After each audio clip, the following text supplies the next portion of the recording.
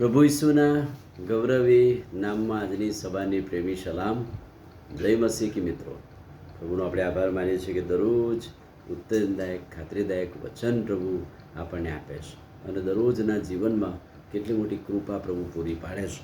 એકના એક વચનો લાગે ઘણીવાર, પણ એ વચનો આપણને ઉત્તેજન આપે છે અને એટલે મોટા ટુકડા નાના વચનોનું મનન આપણે કરીએ છીએ. એ તો કેવળ પ્રભુની કૃપા છે. અને તમે આ સેવામાં જોડાવો છો, પ્રાર્થના કરો છો, બીજાને પણ આ વચન મોકલો છો અને ઘણા બધા લોકોને ઉત્તેજન મળે છે. એ વચનને માટે આપણે પ્રભુનો આભાર માનીએ છીએ. અને આજે ગીતશાસ્ત્ર 50:15 વચનમાં આપણે ગમે તેવા સંકટ કે મુશ્કેલીઓમાં હોઈએ અને પડીએ જ છે. ઘણીવાર સંકટ ને મુશ્કેલીઓ આવે જ છે. પણ એવા સમયમાં આપણે જો પ્રભુને વિનંતી કરીએ છીએ તો પ્રભુ કહે છે કે હું તમને છોડાવું છું દરરોજના જીવનમાં, અને હું છોડાવીશ ત્યારે તમે મારો મહિમા પ્રગટ કરજો. પ્રભુ મુશ્કેલી સંકટ દૂર કરે ત્યારે પ્રભુનો મહિમા પ્રગટ કરવો એ આપણી જવાબદારી છે. ઈશ્વરની આરાધના આપણે કરી શકીએ. બીજું વચન ગીતશાસ્ત્ર 81:10, તને મિસ્રમાંથી કાઢી લાવનાર તારો દેવ યહોવા હું છું. તારું મુખ ઉઘાડ એટલે હું તે ભરી દઈશ. વર્ષો પછી ગીતશાસ્ત્રના ગીતોની અંદર એની નોંધ કરવામાં આવી કે તમને મિસ્રમાંથી કાઢી લાવનાર, ગુલામીમાંથી મુક્ત કરનાર હું પ્રભુ, હું ઈશ્વર છું.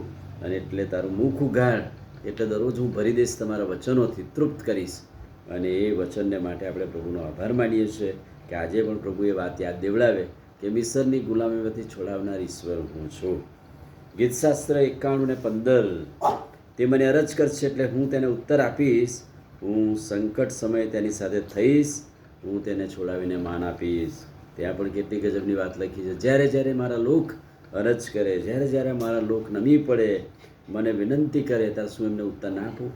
શું એમના પ્રાર્થનાનો જવાબ હું ના આપું? હા, પ્રભુ આપણી પ્રાર્થનાનો જવાબ આપે છે અને સંકટને સમયે આપણી સાથે એ હોય છે. આપણને છોડાવીને પ્રભુ બહુ મોટું માન આપે છે. નિર્ગમન 3:12, પ્રભુ મૂસાને અને પ્રજાને વારંવાર યાદ દેવડાવે, નિશ્ચય હું તમારી સાથે હોઈશ.